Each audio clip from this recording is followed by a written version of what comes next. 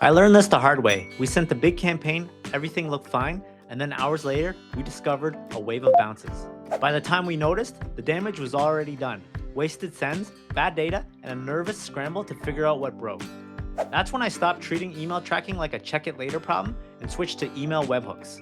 Here's the simple idea. Instead of your app constantly asking, did anything happen yet? Your email provider taps you on the shoulder the moment something happens. Think of polling like walking to your front door every 2 minutes to see if someone arrived. A webhook is the doorbell. It rings instantly when the event happens. With email webhooks, your provider sends an HTTP post request to your app in real time, usually with a JSON payload, whenever key events occur. That could be bounces, opens, clicks, unsubscribes, or even spam complaints. And the impact is huge. No delay, less server load, and no wasted API calls, just to hear nothing new. So what do you actually need to set this up? 3 moving parts. First, a public HTTPS endpoint on your server, your webhook URL that can accept a post request. Second, your email provider, which monitors events and sends the payload when something triggers.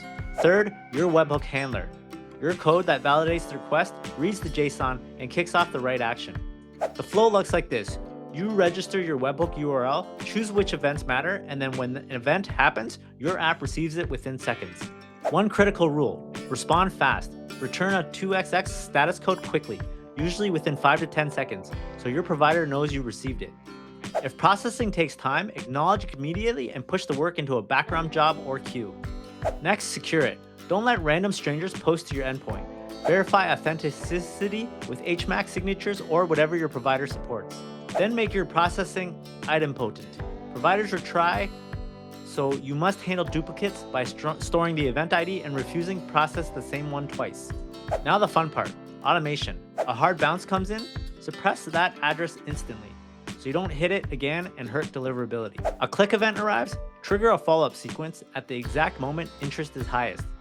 And if you want to test locally, use a tunneling tool like ngrok so your provider can reach your dev machine over HTTPS. If you've been relying on polling, you're not just slower, you're spending resources to constantly ask questions that you don't need to ask.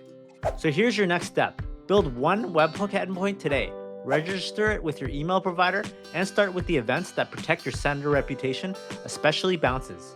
If you want a step-by-step walkthrough and best practices for retries, security, and duplicate handling, subscribe and watch the next video, and drop a comment with your email provider so I can tailor the examples.